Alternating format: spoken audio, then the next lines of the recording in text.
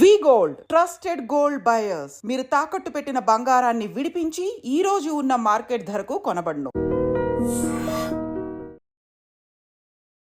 అందరికీ నమస్కారం. నేను Swaroopa Potlapalli. Welcome to I dream. కొందరు రాత్రికి రాత్రే ఫేమస్ అయిపోతూ ఉంటారు. అలా కోయ్ కోయ్ కోణి కోయ్ అంటూ పాట పాడిన పాస్టర్ మీసాల గురప్ప కూడా సెలబ్రిటీగా మారిపోయారు. ఆ తర్వాత ఆయన ఇచ్చిన ఇంటర్వ్యూస్ కూడా విమర్శలకు దారితీశాయి. తన జీవితంలో జరిగిన సంఘటనలు, సాక్ష్యాలు కూడా వివాదాస్పదంగా మారాయి. ప్రస్తుతం నాతో పాటు శివశక్తి వ్యవస్థాపక అధ్యక్షులు కరుణాకర్ సుగ్గన గారు ఉన్నారు. ఆయనతో మాట్లాడి ఈరోజు అనేక విషయాలను తెలుసుకుందాం. నమస్తే కరుణాకర్ గారు. నమస్తే అండి. ఎలా ఉన్నారండి? చాలా రోజులుగా నేను మీ వీడియోస్ చూస్తున్నాను. ముఖ్యంగా మీరు చేస్తున్న వాటి మీద నేను ఫస్ట్ అడగాలనుకున్న క్వశ్చన్ టెస్టిమోనియల్ ట్రోల్స్ కదా, ఎందుకు వీటిని మీరు చేస్తున్నారు?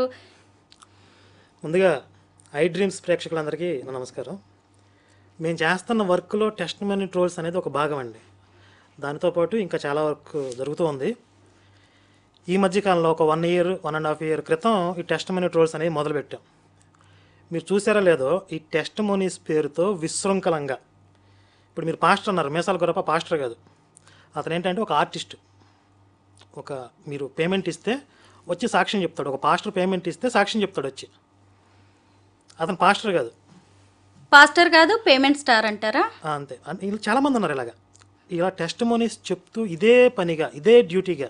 వాళ్ళకు ఒక చర్చ్ అంటూ ఉండదు, అన్ని చర్చిలు తిరుగుతూ ఉంటారు. ఆ చర్చి పాస్టర్ పిలుస్తాడు వాళ్ళని.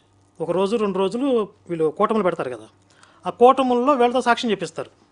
ఈ సాక్ష్యం చెప్పమని వీళ్ళకి మైక్ ఇచ్చిన తర్వాత వీళ్ళకి నోరు అదుపులో ఉండదు. జరిగినవి జరగనివి అన్నీ కళ్ళబొల్లి కథలన్నీ కలిపి మొత్తం కొట్టేస్తారు, రొట్టగొట్టుడు. ఇలా విశృంఖలంగా అబద్ధాలతో ఆ సాధారణ క్రైస్తవుల్ని, సాధారణ హిందువుల్ని మోసం చేసి బొట్టలో వేసుకోవడానికి.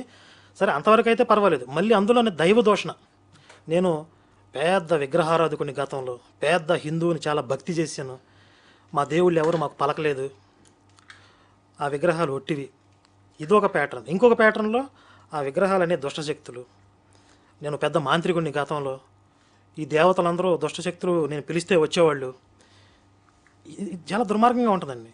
ఇలాంటివి విని చూసి తట్టుకోలేక ఈ దుర్మార్గాల్ని ఎక్స్పోజ్ చేయడానికి మేము టెస్టిమోనీ ట్రోల్స్ అని మొదలుపెట్టాం. అది సూపర్ హిట్ అయింది ఆ సిరీస్. ఆ టెస్టిమోనీ ట్రోల్స్లో మేము ఎవరిని ట్రోల్ చేసినా వాళ్ళు సెలబ్రిటీ అవుతున్నారు. అంటే ఇన్స్టాగ్రామ్ మొత్తం రీల్స్ అవే తిరుగుతున్నాయి. రిబ్కా అక్క అని ఒక ఆవిడ టెస్టిమోనీ అంతకుముందు ఈ క్రిస్టియన్ ఛానల్స్లో, చాలా ఛానల్స్లో 2-3 ఛానల్స్లో తిరిగింది. కానీ మేము ట్రోల్స్ చేసిన తర్వాత ఆవిడ రీల్స్ విపరీతంగా అందరూ అభినయం చేస్తూ, యాక్ట్ చేస్తూ ఆవిడ వాయిస్కి బాగా ఫేమస్ అయింది. ఆవిడ నెగిటివిటీ అనమాట, పాజిటివ్గా ఫేమస్ అవ్వటం కాదు. అంటే కమెడియన్ లాగా చేసేసారు. ఆ తర్వాత ప్రసన్న బోల్ట్, ఆవిడ పేరు బోల్డ్ అని చెప్పుకునేది నేను బోల్ట్ అంటాం. ఆవిడ కూడా ఎన్నో అబద్ధాలు చెప్పింది, దాన్ని కూడా బయటికి తీసాం. ఆవిడ మీద కూడా బాగా ట్రోల్స్ అయినాయి. రీసెంట్గా మీసాల గురప్ప, ఈ మీసాల గురప్పను కూడా ట్రోల్ చేసాం. అతను ఇప్పుడు బాగా ట్రోలింగ్ మెటీరియల్ అయ్యాడు. అంటే ఈ టెస్టిమోనియల్ ట్రోల్స్ అనే వాటికి మీరు ఎవరిని ఎంచుకుంటారు వ్యక్తుల్ని? అంటే వినడానికి పర్టికులర్గా ఒక వర్గం అంటూ ఉంటుందా? అట్లా ఏముండదు, ఒక వర్గం అనే ఉండదండి. ఇప్పుడు వాళ్ళు చెప్పిన టెస్టిమోనీ ట్రోలింగ్ మెటీరియల్గా ఉండాలి, ట్రోల్ చేయడానికి అనువుగా ఉండాలి. ఇప్పుడు వాళ్ళు కొంత ఫన్నీగా, అంటే వాస్తవానికి దూరంగా ఉండాలి. తర్వాత మిరాకిల్స్ పేరుతో కట్టుకథలు చెప్పి ఉండాలి. ఇంకా దైవ దోషం చేస్తే మాత్రం అసలు వదిలిపెట్టమండి, ఖచ్చితంగా పట్టి రసం పిండుతాం అనమాట అండి. ఇప్పుడు కేరళ బ్రాహ్మణ్ పేరుతో ఒకడు రీసెంట్గా రిలీజ్ అయిన ఎపిసోడ్, అది ఒక పార్ట్ రిలీజ్ అయింది. అంటే ఒక్కొక్క టెస్టిమోనీ 2-3 పార్ట్లుగా చేయాల్సి వస్తుంది.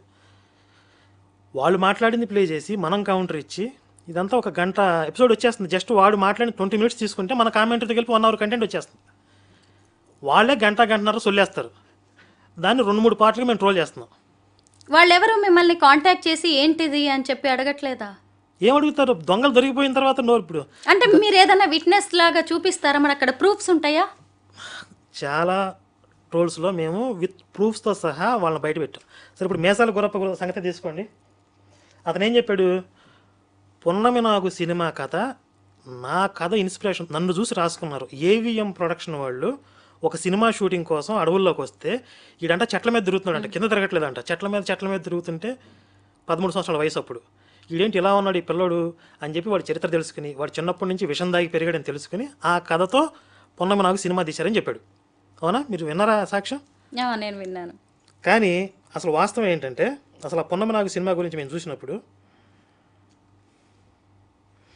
ఇది కన్నడ సినిమా, కన్నడలో ఒరిజినల్ మూవీ. దాన్ని రీమేక్ రైట్స్ తీసుకున్నారు ఏవిఎం ప్రొడక్షన్స్ వాళ్ళు. ఏవిఎం ప్రొడక్షన్స్ వాళ్ళకి ఒరిజినల్ సినిమా కాదు అది. కన్నడలో హున్నిమేయ రాత్రియల్లి ఇది టైటిల్. ఇది 1980లో విడుదలైంది. దీని డైరెక్టర్ ఎవరు? రాజశేఖర్. తన డెబ్యూ మూవీ, ఫస్ట్ సినిమాగా అతను డైరెక్షన్ చేశాడు. ఆర్ఎం సుబ్రహ్మణ్యం, రాధానారాయణన్, జలజా షణ్ముఖం అనేవాళ్ళు ప్రొడ్యూసర్స్.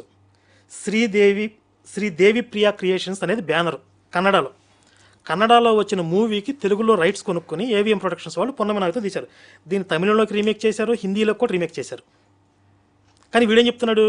పున్నమనాగు కథ ఏవిఎం ప్రొడక్షన్స్ వాళ్ళు నన్ను చూసి రాసుకున్నారని చెప్తున్నాడు. నమ్మేవాళ్ళు ఉంటే, వినేవాళ్ళు ఉంటే ఎంత దుర్మార్గం ఇది! ఎవరు ఎన్నైనా చెప్తారండి. అంటే ఒక 40-50 సంవత్సరాల క్రితం అప్పుడు తీసినటువంటి ఆ సినిమా ప్రొడ్యూసర్స్ కానీ డైరెక్టర్స్ కానీ ఇప్పుడు ఎవరు బ్రతికొండరులే, ఏదో 40-50 సంవత్సరాల క్రితం జరిగిన సంఘటన ఎవడు ఎంక్వైరీ చేస్తాడులే అని చెప్పేస్తే ఇది ఒక విచిత్రంలాగా చూస్తున్నారు ఇప్పుడు. అవునా, మేసాల గురప్ప నిజంగా పున్నమనాగు సినిమా ఏం చూసినా చాలామంది క్రిస్టియన్స్ నమ్ముతున్నారు ఇప్పుడు. ఇది మేము విత్ ప్రూఫ్స్తో బయట పెట్టామా. తర్వాత భోగి శాంతారావు అని చెప్పి ఒక అతను, ఇతను నేను కోమట్ల వర్గానికి చెందినవాడిని, నేను యేసుని నమ్ముకున్నాను. వీడు ఒక బిల్డర్ అనమాట. ఒక టైంలో వీడికి బాగా నష్టాలు వచ్చేస్తే ఆ టైంలో ఒక ఆపద నుండి యేసు వీడిని నాకు వెలుగు స్వరం కనపడిందని చెప్తూ ఉంటారు వీళ్ళు. అలా నా పని మనిషి నాకు యేసుని పరిచయం చేసింది. ఒక బిల్డింగ్ కూలిపోయింది, వీడు కట్టింది. కూలిపోతే ఆ శిథిలాల కింద ఒక ఫ్యామిలీ చిక్కుకుపోయారు, కూలీ కుటుంబం. అందులో ఒక పిల్లోడు చిక్కుకుపోతే ఆ పిల్లోడు ఎక్కడున్నాడో యేసు చూపించాడు, వాడిని బయటికి తీసాం అని చెప్పి ఇట్లా చెప్పుకుంటూ పోయాడు. వీడు చెప్పిన ఆధారాలను బట్టి మేము గూగుల్లో ఎంక్వైరీ చేసాం. ఇంకా ఆ రోజు న్యూస్ పేపర్లు ఏమో వచ్చినాయి మొత్తం చాలా రీసెర్చ్ చేస్తే అప్పుడు తెలిసింది ఏంటంటే, వీడు కట్టిన బిల్డింగ్ ఎందుకు కూలిపోయిందంటే ప్రభుత్వం అనుమతి లేకుండా కట్టాడు. అక్కడ అంటే ఇసుక నేలలు ఉన్నాయి, అక్కడ కట్టకూడదని చెప్పి గవర్నమెంట్ అనుమతులు లేకపోయినా వీడు అనధికారికంగా కట్టేసి ఇల్లీగల్గా ఆ బిల్డింగ్ కూలిపోతే అందులో ఒక ఫ్యామిలీ చిక్కుకుపోతే ఒక పిల్లోడు చచ్చిపోయాడు. ఆ పిల్లోడు చచ్చిపోయిన విషయం వీడు చెప్పట్లా. అయితే వీడు వెలుగు వచ్చింది, వీడు పని మనిషి దేవుడిని పిలిస్తే దేవుడు వచ్చి ఆ పిల్లోడు ఎక్కడున్నా చూపించాడు, ఇవన్నీ చెప్పాడు కదా. కానీ ఆ రోజు ఏం జరిగిందంటే, రాత్రి 3 గంటల నుంచి తెల్లవారుజాము 9 దాకా జేసీబీలు ప్రొక్లైన్లతో గవర్నమెంట్ వాళ్ళు 10-12 గంటలు శ్రమిస్తే ఆ శిథిలాలన్నీ పక్కకు తీసి అప్పుడు ఆ ఫ్యామిలీని రక్షించారు. ఇది జరిగింది. వీడేం చెప్తున్నాడు? నేను వెళ్ళి ఒక పొలుగు ఇలా వేసాను, ఆ పిల్లోడు బయటకు వచ్చాడని చెప్తున్నాడు. అంటే ఆ రోజు న్యూస్ పేపర్లు మనకి దొరకకపోతే దాన్ని పుస్తకాల రూపంలో ప్రింట్ చేసి ప్రచారం చేస్తున్నారు, ఒక కోమట్ల వాడి సాక్ష్యం అని చెప్పి. ఇలా మేము ఆధారాలతో సహా వెలికి తీసిన ఎన్నో ఉన్నాయి. బాగానే రీసెర్చ్ చేస్తున్నారు ఇలా అయితే. మరి చేయాలి కదండి, తప్పదు కదా. అవును, ఎందుకంటే ట్రోల్స్ అనుకుంటే మనం ఏది పడితే అది మాట్లాడాల్సిన అవసరం కూడా ఉండదు నిజానికి. మేము ఎంటర్టైన్మెంట్ వేలో అంటే ఆ ట్రోల్స్ చూస్తే ఫన్నీగా ఉంటాయి, వినడానికి బాగుంటాయి, అంటే చాలా కామెడీగా ఉంటాయి, కానీ చాలా మంచి కంటెంట్ కూడా ఉంటుంది. అది అంటే జనం కూడా నిజాలు తెలుసుకోవచ్చండి, లేకపోతే అదే నిజమని నమ్మే పరిస్థితులు ఉన్నాయి కదా. అదే కదా, ఇప్పుడు చాలా మంది వీళ్ళు చెప్పే అబద్ధాలు నమ్మి యేసు నిజంగా మహిమలు చేస్తాడు, అద్భుతాలు చేస్తాడు, ఆయన గొప్ప దేవుడు అనుకుని అక్కడికి వెళ్ళిపోతుంది. వీళ్ళ టార్గెట్ ఏంటి? అక్కడి నుంచి దశంభాగాలు పెండటం, వాళ్ళు మతం మార్చడం, దశంభాగాలు పెండటం. నాకు ఇతని విషయంలో ఆ పున్నమి నాగు అవన్నీ జస్ట్ ఒక ఫన్నీగా కామెడీగా అనిపించినా కానీ నేను షాక్కి గురైంది ఏంటంటే, నేను 40,000 మందిని మత మార్పిడి చేశాను, సొంతంగా నా చేతులతో బాప్టిజం ఇచ్చి మా మతంలోకి తీసుకొచ్చానని చెప్పాడు. అసలు ఒక్క పాస్టరే 40,000 మందికి మతం మారిస్తే ఏమైపోతున్నట్టు ఈ మిగతా మతాల వాళ్ళు? అవన్నీ కూడా అబద్ధాలే. అన్ని వేల మందిని మతం మార్చి చెప్పుకోవడం కూడా తన హైప్ క్రియేట్ చేసుకోవటం. వీడు దొంగ సాక్ష్యాలు నమ్మి కొంతమంది బుట్టలో పడితే పడి ఉండొచ్చు, కానీ 40,000 మంది అనేది అబద్ధం. ఎందుకంటే ఇప్పుడు కోట్లాది రూపాయల వ్యవస్థ ఉన్న కల్వరి సతీష్ నెలకి 3,000 మందిని మతం మారుస్తున్నానని చెప్పాడు. 100 కోట్ల ఆస్తుంది. కల్వరి సతీష్ ఒక్కడే పనిచేయడు, వాడి కింద పనిచేసి ఏజెంట్లు కానీ ఆ చర్చికి వచ్చే విశ్వాసుల్ని ప్రతి ఒక్కరిని కూడా ఒక వైరస్ జాంబీగా మార్చేసి మీరు పక్కన వాళ్ళని కొరకండి అని చెప్తాడు. అంటే వీళ్ళ వైరస్ మీ ఫ్రెండ్స్కి ఎక్కించండి అని చెప్తాడు. ప్రతి ఒక్కరికి టార్గెట్ ఇస్తాడు. ప్రతి నెల మీరు ఒక చర్చికి కొత్త వాళ్ళని తీసుకురావాలని టార్గెట్ ఇస్తాడు. ఇలా వాళ్ళని బ్రెయిన్ వాష్ చేసి పంపిస్తుంటే నెలకు 3,000 మందిని మతం మారుస్తున్నాడు. అంత పెద్ద వ్యవస్థ సతీష్, వీడికి అంత సీన్ లేదు, ఇది చెప్పుకుంటున్నాడు. అలా వాడి నోటికి అద్దాపద్దండి. కానీ సొంత మతస్థులు, మిగతా పాస్టర్స్ కావచ్చు, ఎవాంజలిస్టులు కూడా తప్పుపడుతున్నారు ఇతని వ్యాఖ్యల్ని. అదంతా నిజం కాదు, అసలు ముందు ఆ కోడి ఆ భాష కూడా మాకు తెలియదు, అతను ఏదో కోడి భాషలో కోయ భాషలో మాట్లాడాడు. ఎందుకంటున్నారంటే వాళ్ళ మతం ట్రోల్ అవుతుంది, వాళ్ళ మతాన్ని కామెడీగా అయిపోతుంది కాబట్టి వాడు మా సంబంధం లేదంటున్నారు. అదే వాడి వల్ల బెనిఫిట్ అవుతుందంటే వాడిని వెళ్ళి కౌగిలించుకుంటారు వీళ్ళు. ఇప్పుడు మీ మతాన్ని మీరు వ్యాప్తి చేసుకోండి, మీ మతం గురించి అందులో ఉన్న గొప్పతనాన్ని చెప్పండి, కానీ మిగతా మతాలని ఎందుకు మీరు విమర్శిస్తున్నారు? ఎందుకు పక్క మతాల దేవుళ్ళని అంత తప్పు పడుతున్నారు? వాళ్ళ క్యారెక్టర్లను కూడా మీరు అసాసినేట్ చేసే అంత అంటే ఎందుకు? మీరు కాదు, ఇప్పుడు ఈ కొంతమంది మత బోధకులు ఎందుకు ఇలా చేస్తున్నారు? ఎందుకు ఇలా చేస్తున్నారంటే కొంచెం డీటెయిల్స్లోకి వెళ్తే, ఇది నా దగ్గర ఒక పుస్తకం ఉంది. దీన్ని ఏమంటారు మీకు తెలుసా? బైబిల్. ఈ బైబిల్ గురించి మీ ఒపీనియన్ ఏంటి? అది ఒక క్రిస్టియన్ల మత గ్రంథం. యేసు ప్రభువుని నమ్మేవాళ్ళు దాన్ని అనుసరిస్తారు. అందులో కొన్ని వాక్యాలు ఉంటాయి. అది చూసే చర్చి పాస్టర్స్, మత ప్రబోధకులు అందులోంచి కొన్ని వాక్యాలు తీసి వాటి గురించి ఒక ఎక్స్ప్లెనేషన్ కావచ్చు, అనాలిసిస్ ఇస్తూ ఉంటారు. సరే, అంటే ఇందులో ఉన్న వాక్యాలు ఏంటి అనేవి ఎప్పుడన్నా చదివే ప్రయత్నం లేదండి. ఏం తెలియదు మీకు. ఇప్పుడు ప్రమాదం ఏంటంటే మీలాంటి కొంతకాలం క్రితం నాలాంటి హిందువులందరికీ కూడా ఈ బైబిల్లో ఏముందో తెలియకపోవటం. ఇప్పుడు మీరు అడిగారు కదా ఎందుకు వీళ్ళలా పరమతాల మీద పడి ఏడుస్తూ ఉంటారు అని చెప్పి. అలా పరమతాల మీద పడి ఏడవండి, వాళ్ళ మీద దాడి చేయండి అని చెప్పి ఇందులో రాసి ఉంది. బైబిల్లో రాసి ఉంది. ఇతర మతాల దేవతా విగ్రహాలని ధ్వంసం చేయండి. ఇతర మతాల దేవతా విగ్రహాలు దెయ్యాలు, విగ్రహారాధన చేస్తే వ్యభిచారం చేసినట్టు, ఇవన్నీ దీంట్లో రాసి ఉన్నాయి. పక్క మతం గురించి మన భగవద్గీతలో ఏముంది? ఇది ఇందులో ఇక్కడ భగవద్గీత కూడా ఉంది. భగవద్గీతలో ఏముందో మీరు చెప్తారా? లేదండి. అంటే స్థూలంగా మొత్తం అంతా డీటెయిల్ కాకపోయినా కొంచెం శ్రీకృష్ణ పరమాత్మ అర్జునుడికి చేసిన గీతోపదేశం. భగవద్గీతలో శ్రీకృష్ణుడు పరమతాల గురించి ఏం చెప్పాడు? అసలు పరమతం అనే భావన లేదు, వేరే మతాలు లేవు కదా. అవునండి. భగవద్గీత చెప్పే టైంకి భూమి మీద వేరే మతాలు లేవు, అందుకే వేరే మతాల గురించి లేదు. కానీ బైబిల్ అసలు ప్రస్తావనే ఉండదు అలాగా. బైబిల్ రాసుకునే టైంకి ఆల్రెడీ చాలా మతాలు ఉన్నాయి. అంటే ఇది మధ్యలో వచ్చింది కాబట్టి వేరే మతాల గురించి రాశారు. వేరే మతాల వాళ్ళు వేరే దేవతలు పెట్టుకున్నారు, మీరు ఆ దేవతల వైపుకి వెళ్ళొద్దు, వాళ్ళని చంపండి, ఆ దేవతా విగ్రహాలు లేకుండా చేయండి. ఇది అంతా కూడా ద్వేషాన్ని నింపుతుంది. అదే భగవద్గీతలో అన్య దేవతలు అన్నాడు. నేను కాకుండా వేరే దేవతలు అన్నాడు. ఆయన పరమాత్మ స్థాయిలో ఉండి మాట్లాడుతున్నాడు. అంటే మనకి పంచభూతాల దగ్గర నుండి ముక్కోటి దేవతలు, ఎంతోమంది దేవతలు, వీళ్ళందరినీ అన్య దేవతలను సంబోధిస్తూ ఎవరైనా సరే ఏదైనా దేవతని ఆరాధించాలనుకున్నప్పుడు ఆ దేవత యందు శ్రద్ధ నిలబడే విధంగా నేనే చేస్తానన్నాడు. వాడిని చంపేస్తానల్లా, ఆ దేవతల్ని పూజించడం మహాపాపం, నేను నరకాన్ని పంపిస్తానల్లా. ఏ దేవతల్ని ఆరాధించే వాళ్ళు ఆయా లోకాలు పొందుతారు అన్నాడు. మనకి ఎన్నో లోకాలు ఉన్నాయి, వీళ్ళకున్నది రెండే. అలాగే ఎవరైనా సరే ఒక కోరికతో ఒక దేవతను ఆరాధించినప్పుడు ఆ దేవత ద్వారా అతని యొక్క కామ్యాలను నేను నెరవేరుస్తానన్నాడు. ఇది భగవద్గీతలో శ్రీకృష్ణుడు చెప్పాడు. కానీ ఇందులో ఏం రాసి ఉందనే విషయం కూడా మనకి హిందువులకు తెలియదు. ఇది కూడా గొప్ప దైవ గ్రంథం, ఇది కూడా మంచిగా చెప్తుందని అనుకుంటారు.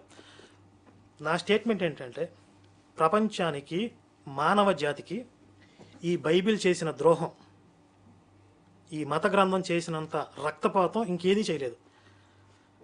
ప్రతి రక్తపాతం వెనకాల బైబిల్ ఉంటుంది. దీని నుంచే ఉగ్రవాదం అనేది వచ్చింది. మొట్టమొదట ఉగ్రవాదాన్ని తయారు చేసింది మోషే. ఇతను ఫస్ట్ ఈ బుక్లో మొదటి 5 పుస్తకాలు రాశాడు. ఇతర మతాల గురించి దారుణంగా మాట్లాడుతూ ఆ మతాలను లేకుండా చేయాలనే భావన మోషే ఐడియాలజీ. మోషే ఇస్లాంలో కూడా ఒక ప్రవక్త, మూసా అంటారు. దీనిలో 2 భాగాలు ఉంటాయి, పాత నిబంధన, కొత్త నిబంధన. ఈ పాత నిబంధనని కొంచెం అట్లా మార్చేసి ఖురాన్ రాసుకున్నారు. ఇప్పుడు చెప్పండి, ఉగ్రవాదం ఎక్కడి నుంచి వచ్చింది చెప్పండి? ఇప్పుడు మనం కూడా దాన్ని ఒక మంచి పాపులర్ వర్డ్గా వాడుతున్నాం కదా, హిందూ ఉగ్రవాదం అని చెప్పి. నేను హిందూ ఉగ్రవాదిని అని కూడా కొంతమంది చెప్పుకుంటున్నారుగా. అవసరమా మనకది? అంటే మన వాళ్ళు క్లైమ్ చేసుకుంటున్నారా నేను హిందూ ఉగ్రవాదని? ఉగ్రవాదం అంటే ఇప్పుడు మన మీద జరుగుతున్న దాడికి మనం డిఫెన్స్ చేసుకోవడం కాదు. వాడి మానాన్ని వాడు బ్రతుకుతున్నా కూడా మనం వెళ్ళి వాడి మీద పడి దాడి చేసి వాడిని చంపాలని చూస్తే అప్పుడు అది ఉగ్రవాదం. అంటే కొంతమంది తెలియక అత్యుత్సాహంతో అలా క్లైమ్ చేసుకోవచ్చు. కానీ అంటే ఈ దాడిని ఎదుర్కొంటూ పనిచేస్తున్న వాళ్ళు పోరాట యోధులు నా దృష్టిలో, ఆర్మీ. ఇప్పుడు కొంతమంది అంటూ ఉంటారు, అంటే నెగిటివ్గా మాట్లాడేవాళ్ళు, కొంతమంది ఈ హిందూ సంస్థలు అనవసరంగా హిందువుల్ని రెచ్చగొడుతున్నాయి, ఈ దేశంలో మెజారిటీ ఎవరు? మెజారిటీ 80% హిందువులు ఉన్నారు కదా.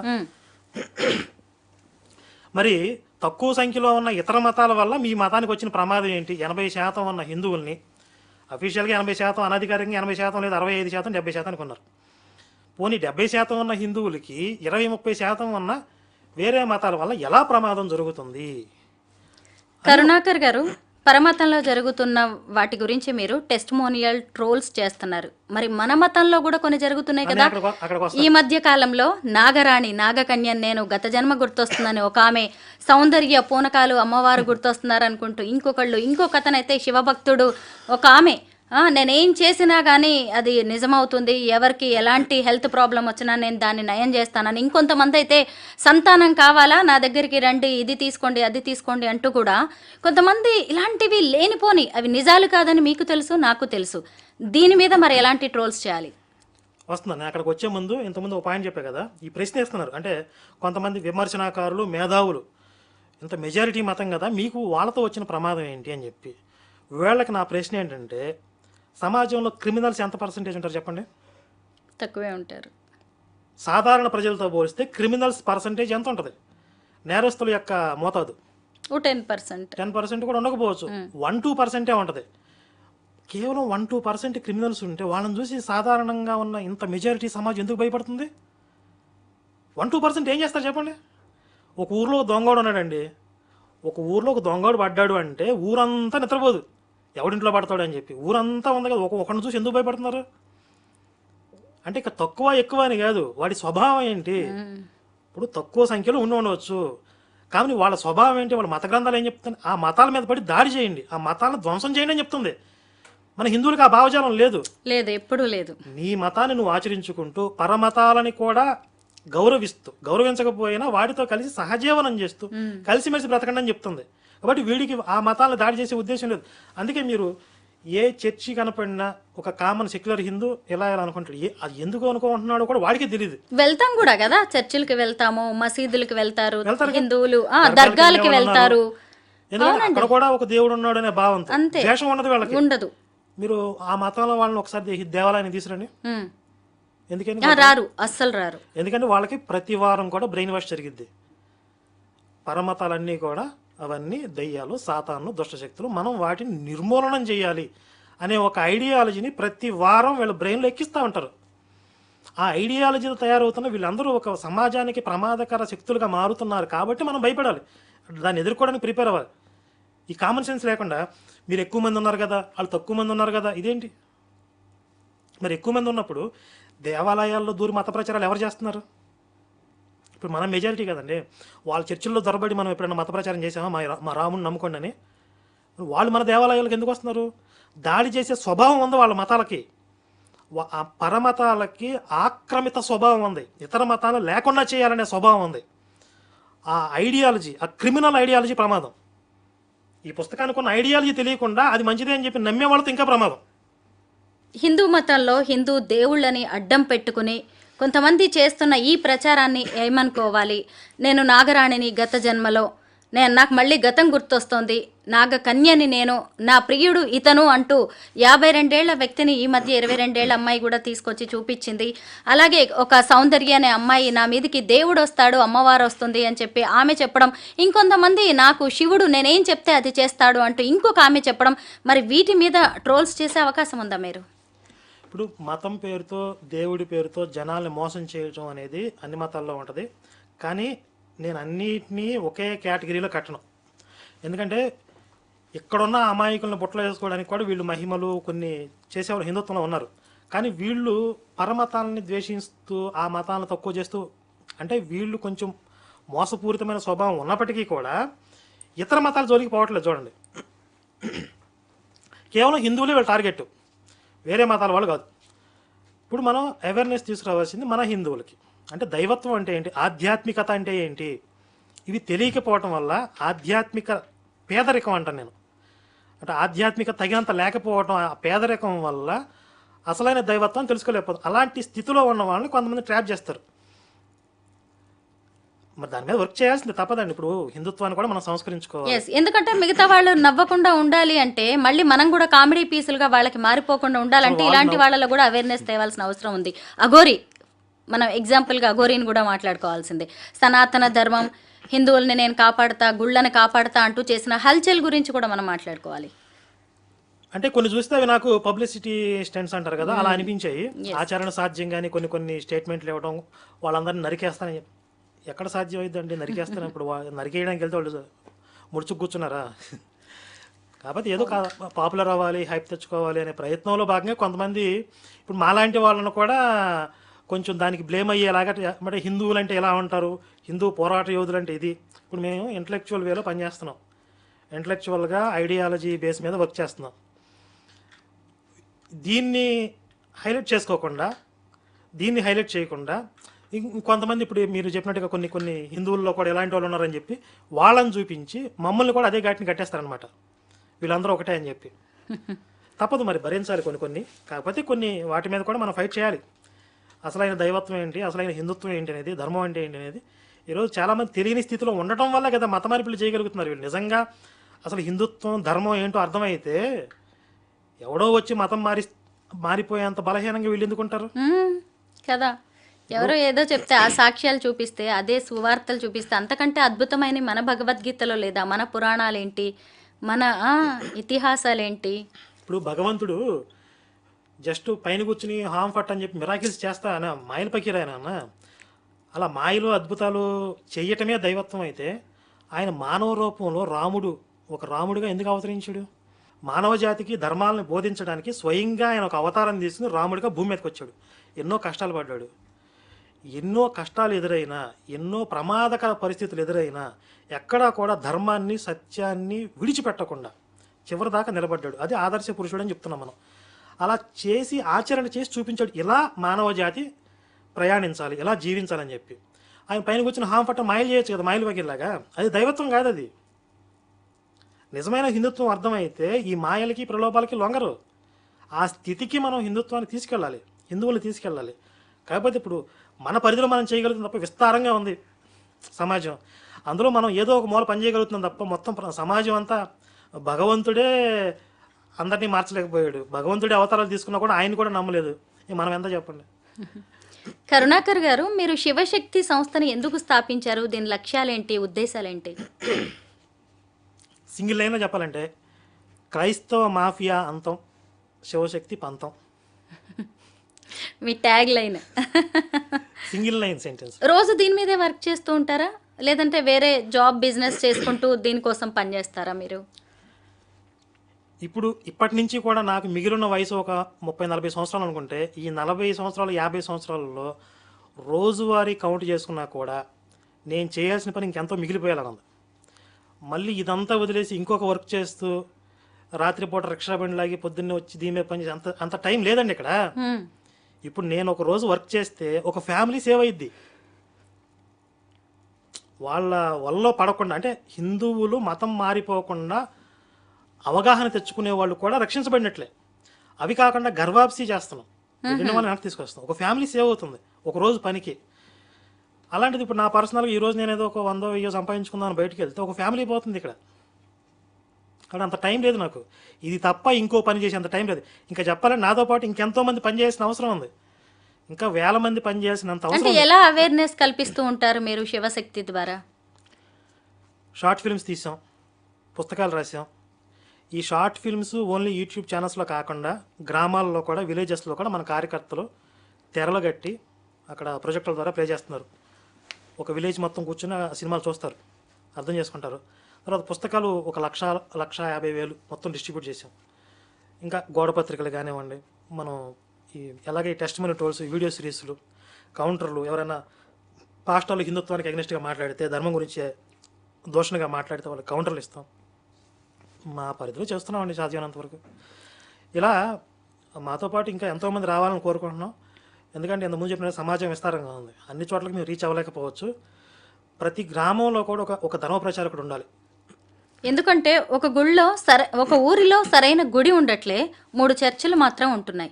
ఎందుకంటే ఎక్కువగా విలేజర్స్నే టార్గెట్ చేసి మత మార్పిళ్ళు అనేవి చేస్తూ ఉన్నారు ఎక్కువగా. అది ఒక ఇన్కమ్ సోర్స్ అయిపోయిందండి. ఇప్పుడు మీరు ఒక చర్చి పెట్టుకుని 10 మందిని మతం మారిస్తే మీరు బిందాసుగా బతికేయచ్చు, ఎవరిని వేరే పని చేసుకోవాల్సినంత అవసరం లేదు. ఆ 10 మంది నెల మీకు ఇచ్చే దశంభాగాలు, వారం ఇచ్చే కానుకలు, వాళ్ళ ఇంట్లో పెళ్లి జరిగినా పుట్టినరోజు జరిగినా మిమ్మల్ని పిలుస్తారు. వాళ్ళ ఇంట్లో చావు జరిగినా మీరు అక్కడికి వెళ్ళి ప్రేయర్ చేయాలి, దానికి డబ్బులు ఇస్తారు. వాళ్ళ ఇంట్లో కోడి గుడ్డు పెడితే గుడ్లు పెడతారు, మీకు కూరగాయలు వస్తే కూరగాయలు ఇస్తారు. అంటే గ్రామాల్లో అయితే పంట పడితే ధాన్యం బస్తాలు ఇస్తారు. ఇవి కాకుండా వాళ్ళకి స్పెషల్ ఏదన్నా అవసరం అయితే ప్రార్థన అవసరాలు అంటారు, ప్రార్థన అవసరాల కోసం నెత్తి మీద ప్రేయర్ చేస్తే ఆ రోజు ఒక మినిమం 500 కాగితం చేస్తున్నారు. ఇప్పుడు ఇంతకుముందు అంటే 100, ఇప్పుడు 100కి వాల్యూ లేదు, మినిమం 500. ఒక 10 మందిని 20 మందిని మతం మార్చండి, ఎన్ని రకాల సంపాదన ఉంటుందో తెలుసా మీకు చర్చిలో? ఒక సాఫ్ట్వేర్ ఇంజనీర్ కంటే ఒక 10 మంది 20 మందిని మతం మార్చిన పాస్టర్ సంపాదన ఎక్కువ ఉంటుంది. ఎక్కడి నుంచి వస్తాయి వాళ్ళకి అదంతా? ఇదే విశ్వాసం నుంచి చెప్తాను, ఇన్ని రకాల ఇన్కమ్ సోర్సెస్ ఉంటాయి. ఆ కుటుంబాల నుంచి అంత ఆదాయం ఉంటుంది. మరి 10 ఏళ్ళకి చర్చలు ఎందుకు పెడుతున్నారు అనుకున్నారు? అందరూ ఒకటే దేవుని ప్రకటిస్తున్నారు. వాళ్ళు అందరూ చెప్పేది అదే సువార్త, అందరూ చెప్పేది అదే యేసు గురించి. పైగా పాడిందే పాడరా పాసిపడదాని ఎప్పుడు అదే సువార్త, మా యేసుని నమ్ముకోండి మీకోసం రక్తంగా, ఇదే కదా. మరి అన్ని చర్చలు ఎందుకు పెడుతున్నారు? పోటాపోటీగా చర్చి మీద చర్చి పెట్టి మైకిల మీద మైకిలు ఎందుకు పెడుతున్నారు? ఇంతకుముందు ఆదివారం చర్చలు పెట్టేవాళ్ళు. ఇప్పుడు వీడు ఆదివారం పెడుతున్నాడు అని చెప్పి వీడు శనివారం మొదలు పెట్టాడు, వీడు శనివారం పెడుతున్నాడు, శుక్రవారం మొదలు పెట్టాడు, వీడు శుక్రవారం చెప్పి ఒక వారం అంతా పెడుతున్నాడు. ఒక చుట్టుపక్కల పిల్లల మధ్యలో చర్చి పెట్టి చుట్టుపక్కల ఎవరికి ప్రశాంతం లేకుండా చేస్తున్నారు. పిల్లలు చదువుకోవడానికి లేదు, గుండె జబ్బులు ఉన్న వాళ్ళు, పెద్దవాళ్ళు ఉంటారు, ముసలు ఉంటారు, షుగర్ పేషెంట్ ఉంటారు, నిద్ర లేకుండా చేస్తున్నారు. ఎంత నరకం అనుభవిస్తున్నారు నాకు తెలుసు గ్రామాల్లో ఈ చర్చిల వల్ల. మొత్తం ఒక రణరంగం అయిపోయింది. విలేజెస్లోకి వెళ్తే మీరు ఒక ఆదివారం వెళ్తే ఇక ఒక శ్మశానంలో నుంచి నక్కలు ఓళ్ళు వినపడతాయి చూడండి, ఊ అంట అలా వినపడతాయి. కరుణాకర్ గారు, ఇప్పుడు ఉత్తరప్రదేశ్లోని ప్రయాగ్రాజ్లో మహాకుంభమేళా జరుగుతోంది. అసలు అది మనకి హిందువులకి ఎంతో పవిత్రమైంది. దాని మీద కూడా కొన్ని విమర్శలు వస్తున్నాయి. ఏంటి, చేయాల్సిన పాపాలన్నీ చేసేసి వెళ్ళిపోయి పుష్కరాల్లో అలాగే కుంభమేళాల్లో నదుల్లో మునిగితే పాపాలు పోతాయా, మళ్ళీ వెనక్కి తిరిగి వచ్చి మీ పాపాలు మీరు చేస్తారా అనే వాళ్ళు కూడా ఉన్నారు. మీరేమంటారు దీని మీద? అలా ఎవరు చెప్పలేదండి. ఎవరు చెప్పారు అలాగా? మీరు ఇష్టం వచ్చిన పాపాలు విమర్శించే వాళ్ళు ఉన్నారు. అలాగా అలా ఎవరు చెప్పారు? అసలు వాళ్ళు విమర్శించాలని మీరు అలా చెప్తున్నారని చెప్పాలి కదా. మన ధర్మ ప్రచారకులు ఎవరన్నా మీరు ఇష్టం వచ్చినట్టు పాపాలు చేయండి, నదుల్లో మునిగి, వీళ్ళు అన్యమతస్తులు కావచ్చు, వేరే వాళ్ళు చేసే కామెంట్స్ విమర్శలు చూడండి. అక్కడ మనం తెలుసో తెలియకో మన కర్మల వల్ల మన మాటల వల్ల వేరే మనుషులే కాదు వేరే జీవులు కూడా కొన్ని చనిపోయి ఉండొచ్చు, బాధపడి ఉండొచ్చు, మన వల్ల కొంత హింస జరిగి ఉండొచ్చు లోకంలో, మనకు తెలియకుండా, మన స్పృహలో లేకుండా. ఆ దోషం కూడా మనకి ఎంతో కొంత అంటుతుంది. కాబట్టి అలాంటి పాపాలు అలాంటి దోషాలు పోతాయని తప్ప తెలిసి స్పృహతో విచక్షణతో చేసిన ప్రతి కర్మ మనం అనుభవిస్తేనే పోతుంది. ఇది హిందుత్వం చెప్తుంది. అది భగవద్గీతలో శ్రీకృష్ణుడు చెప్పింది ఏంటి? కర్తవ్య కర్మ చేయాలి, అప్పుడు కర్మ మీకు అంటదని చెప్తాడు. ఈ కర్మ నేను చేస్తున్నాను నేను అనే భావనతో చేస్తే ఖచ్చితంగా దాని ఫలితం మనకు అంటుతుంది. అది పుణ్యమైనా పాపమైనా. పుణ్యం మన అకౌంట్లో పడింది అనుకోండి, ఒక సంతోషాన్నో ఏదో అనుభవించాలి, ఒక సుఖాన్ని సంతోషాన్ని మనం అనుభవిస్తే ఆ పుణ్యం కరిగిద్ది. పాపం చేసాం, దుఃఖం అనుభవిస్తే ఆ పాపం పోద్ది, వాటిని అనుభవించకుండా పోదు. ముక్తి కావాలి అంటే కర్మ అంటకూడదు, పాపమైనా పుణ్యమైనా మన అకౌంట్లో పడకూడదు. అది కర్తవ్య బుద్ధితో చేస్తే అప్పుడు మీకు మీ అకౌంట్లో పడవని చెప్పాడు శ్రీకృష్ణుడు. సనాతన ధర్మాన్ని టార్గెట్ చేస్తూ ఎందుకు ఇలాగా మత మార్పిళ్ళు కావచ్చు, లేదంటే ఒక వర్గం వారు ఇంత పని చేస్తున్నారంటారు? అన్నీ అందులో స్వలాభం ఉంటుందండి, వాళ్ళ స్వలాభం ఉంటుంది. లేదా కొంతమంది నిజంగానే అదొక రక్షణ మార్గం, ఆయనే నిజమైన దేవుడు అని అనుకోవచ్చు, వాళ్ళు భ్రమపడవచ్చు. ఇంతమంది ముక్కోటి దేవుళ్ళు ఉండగా హిందువులకి మళ్ళీ కొత్త దేవుడి వైపు ఎందుకు చూడాల్సిన పరిస్థితులు వచ్చాయి? మనకి ముక్కోటి దేవుళ్ళు లేరండి, ముక్కోటి దేవతలు ఉన్నారు, దేవుడు ఒక్కడే ఉన్నాడు. దేవతలు వేరు, దేవుడు ఈశ్వరుడు, ఈశ్వర పరబ్రహ్మం ఒక్కడే. ముక్కోటి దేవతలు అంటారు. అంటే దీని మీద చాలామంది కన్ఫ్యూజన్ ఉంటుంది. చాలా సందర్భాల్లో చెప్పాను. దేవతలు అంటే ఇప్పుడు మనకి పంచభూతాలు, అగ్ని, వాయువు, ఇంద్ర, వీళ్ళందరూ కూడా మనకి దేవతలే. ఇంకొకటి ఏంటంటే మనం కూడా దేవతా జన్మలు పొందవచ్చు, మనం కూడా దేవతగా మారవచ్చు. అది భగవద్గీతలో చెప్పాడు శ్రీకృష్ణుడు స్వయంగా. మనం ఈ జీవితాన్ని ముగించిన తర్వాత మన అకౌంట్లో పుణ్యం అనేది ఎక్కువగా క్రెడిట్ అయి ఉంటే అవి ఆ పుణ్యం ఎక్కడ మనం దాన్ని డెబిట్ చేసుకోవాలి? పైలోకాలకు పోవాలి, స్వర్గలోకాలు. దేవతా జన్మ పొందుతాం, దేవతా జన్మ పొంది అక్కడ పుణ్యం క్షీణించేంత వరకు అక్కడ ఉంటాం. మళ్ళీ మిగిలి ఉన్నటువంటి కొన్ని కర్మల్ని వదిలించుకొని మళ్ళీ భూలోకానికి వస్తాం. ఇప్పుడు మనకి పురాణాల్లో చాలా సందర్భాలు మీరు వినే ఉంటారు, 100 యజ్ఞాలు చేసిన వాడు ఇంద్రుడు అవుతాడని చెప్పి. ఇంద్ర పదవి కూడా పొందవచ్చు, మనుషులకి అది సాధ్యం. అంటే ఇంద్రుడు అనేది కూడా ఒక పదవి, దేవతలకు రాజు ఆయన. కానీ ఈశ్వరుడు ఒక్కడే. వీళ్ళు అంటూ ఉంటారు మీకు ముక్కోటి దేవత, మాకు ఒక్కడైతే ఒక్కడే దేవుడు అని. అబద్ధం. వాళ్ళకే 2-3 ఉన్నారు. యేసు ఒక దేవుడే, యెహోవా ఒక దేవుడే. యెహోవా అనే క్యారెక్టర్ తెలుసా మీకు? విన్నాను అంతే, నాకు పెద్దగా తెలియదు. బైబిల్లో యెహోవా దేవుడు, యేసు కాదు అసలు. ఈ బైబిల్ ప్రకారంగా యేసు దేవుడు అన్నోడు ప్రతి ఒక్కటి నరకానికి పోతాడు.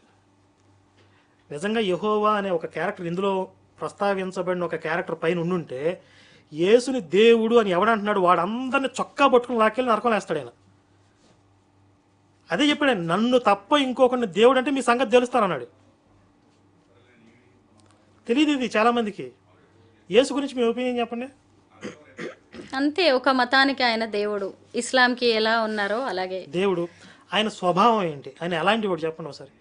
ఆయన మిగతా వాళ్ళ కోసం తన జీవితాన్ని త్యాగం చేసిన ఒక ధన్యజీవి. కరుణామయుడు సినిమా చూసారా? చూడలేదండి. జనరల్గా కరుణామయుడు సినిమా చూసి అభిప్రాయానికి వస్తారు. మ్మ్హ్మ్. యేసు అంటే పాపం దీనంగా సాత్వికంగా ఉంటాడు. మీరు బైబిల్ చదివితే ఆయన చాలా కోపిష్టి, మ్మ్హ్మ్. చాలా భయస్థుడు, అబద్ధాలు చెప్తాడు. బైబిల్లో ఉన్నాయి ఇవన్నీ. బైబిల్లో యేసు ఎన్నిసార్లు పారిపోయాడు తెలుసా మీకు? ఇప్పుడు తనంతట తానుగా అర్పించడానికి వచ్చాడని చెప్తున్నారు కదా వీళ్ళు పాస్టర్లు. మ్మ్. ఆయన్ని పట్టుకోవడానికి వస్తుంటే ఎన్నోసార్లు పారిపోయాడు, దొరకలేదు వాళ్ళకి.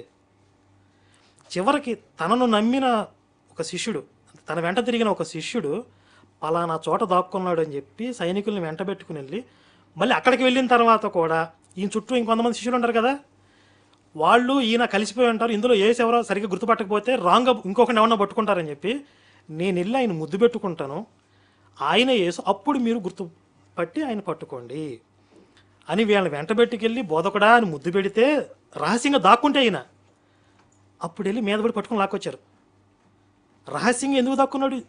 అర్పించడానికి వచ్చాడు కదా, ఎందుకు అన్నిసార్లు పారిపోయాడు? ఎందుకు రహస్యంగా దాక్కున్నాడు? శిష్యుడు పట్టిస్తే తప్ప ఎందుకు దొరకలేదు? ఈడ్చుకుని పోయి అని ఉంది. ఎప్పుడు ఈడ్చుకుపోతారో నేను రానని మొండికేస్తేనే కదా. మళ్ళీ సిలువు మీదకి వెళ్ళి నాకు ఏమన్నాడు తెలుసా? నా దేవా నన్ను ఎందుకు చేయి విడిచి ఏడ్చాడు. ఫైనల్గా హిందూ ధర్మ పరిరక్షణ కోసం ఏం చేయాలంటారు? ధర్మ పరిరక్షణ అనేది అంటే ఇలాగే చేయాలి, ఇదే చేయాలి అని నిర్దేశించడం కుదరదండి. అనేక మార్గాల్లో ఇప్పుడు గోరక్షణ కూడా ధర్మ పరిరక్షణ అవుతుంది. దేవాలయాలను రక్షించుకోవాలి, హిందువులకి అవేర్నెస్ తీసుకురావాలి, సాహిత్యం మీద దాడి జరుగుతుంది, దాన్ని ఖండించాలి అంటే ఇంటలెక్చువల్గా. అలాగే రాజకీయాల్లో, పాలిటిక్స్లో కూడా హిందూ ఏకీకరణ జరగాలి, హిందూ ఓటు బ్యాంక్ నిర్మాణం జరగాలి. ఇవన్నీ ఎన్నో కేటగిరీలు ఉన్నాయి. ఇవన్నీ కలిస్తేనే ధర్మ పరిరక్షణ అవుతుంది. అందులో మేము ఎంచుకున్న కొన్ని మార్గాలు ఈ మత మార్పిళ్ళ మీద అవగాహన, బైబిల్ మీద, అంటే క్రైస్తవం పేరుతో విచ్చలవిడిగా ఇబ్బడి ముబ్బడిగా వేల మంది లక్షల మంది వాళ్ళ మీద పడి ప్రచారం చేస్తున్నారు కాబట్టి, హిందుత్వాన్ని దూషిస్తున్నారు కాబట్టి ఇది అత్యంత ప్రమాదకరమైన విషయం ఈరోజు సమాజంలో. దీని మీద ఎక్కువ పనిచేస్తున్నాం. మేము ఎంచుకున్న మార్గం ఇది. అలాగే ఎవరు ఎంచుకున్న మార్గంలో ఎవరికి ఇష్టమైన మార్గంలో పనిచేస్తూ ఉంటారు. మేము చేసిందే కరెక్ట్, మిగిలిన వాళ్ళు అట్లా చేయకూడదు అనకూడదు కదా. అందరూ అన్ని విధాలుగా కలిసి చేస్తేనే ఎంతో కొంత మన పూర్వీకులు వాళ్ళ త్యాగాల ద్వారా ఉత్తిన రాలేదు మనకి ఈరోజు ధర్మం.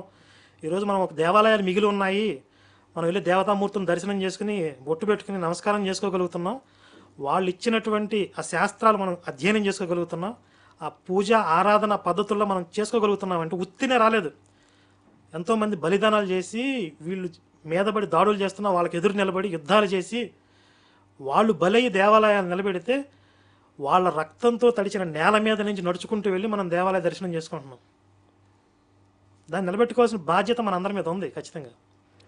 వాళ్ళు మన ఎన్నో త్యాగాలతో మనకి ఎలా అప్పగించారో మనం మన భవిష్యత్ తరాలకి వీటిని అందించలేకపోతే మనల్ని ద్రోహులుగా గుర్తిస్తుంది సమాజం. చరిత్రలో ద్రోహులుగా మిగిలిపోకూడదంటే ఈరోజు మనం అనుభవిస్తున్నటువంటి ఈ ధర్మాన్ని, సాంస్కృతిక వైభవాన్ని భవిష్యత్ తరాలకు అందించాలి. నా చిన్ని బొజ్జకు శ్రీరామ రక్షణ హిందువులు చాలామంది ఉన్నారు, నేను తిన్నానా పడుకున్నానా తెల్లారిందని. వాళ్ళని ఆ మత్తు నుండి లేపటమే మేము చేస్తున్న పని. ఈ ఆధునిక యుగంలో చాలా మంది మన సంస్కృతి సంప్రదాయాలు కూడా మర్చిపోతున్నారు కదా, పాశ్చాత్య సంస్కృతికి అలవాటు పడిపోతున్నారు. మీరు కుంభమేళా వెళ్తే ఎంతో మంది వెస్టర్న్ కంట్రీస్ వాళ్ళు, ఎంత గొప్ప విషయం. స్టీవ్ జాబ్స్ వైఫ్ కూడా వచ్చి ఆవిడ కమలాగా పేరు మార్చుకుంది. ఎంతో మంది విదేశీయులు ఈ సంస్కృతికి ముగ్ధులైపోయి ఇక్కడికి వచ్చి మాకు భారతదేశం విలువ ఇప్పుడు ఇక్కడికి వచ్చి నాకు అర్థమవుతుంది, ఈ పుణ్యభూమిలోనే మేము బ్రతుకుతామని చెప్పి ఇక్కడ జీవిస్తున్న వాళ్ళు ఎంతోమంది ఉన్నారు. ఇంటి మొక్క ఔషధానికి పనికిరాదని కొంతమంది అంటారు కదా, అవునండి. అంటే ఇక్కడ పుట్టిన వాళ్ళకి దాని విలువ తెలియదు. వీళ్ళు తెలుసుకునే టైంకి తెలుసుకోకపోవడం వాళ్ళ కర్మ అండి. ధర్మానికి వచ్చే నష్టమేమీ లేదు. ఎస్, ఎప్పటికీ ఇలాగే ఉంటుంది. భారతదేశం అంటేనే హిందూ దేశం. ఎన్నో ఎవరు వచ్చినా ఎవరు పోయినా దశలు దాటుకుంటూ వచ్చింది. నష్టపోయేది వ్యక్తిగతంగా తెలుసుకోలేని వాళ్ళే నష్టపోతారు తప్ప వాళ్ళ కర్మ అది. సనాతన ధర్మం గురించి, హిందూ ధర్మ పరిరక్షణ గురించి చాలా మంచి విషయాలు చెప్పారు. ముందు ముందు కూడా మీ నుంచి తెలుసుకోవాల్సిన అంశాలు చాలా ఉన్నాయి. Thank you so much Karunakar garu. Thank you.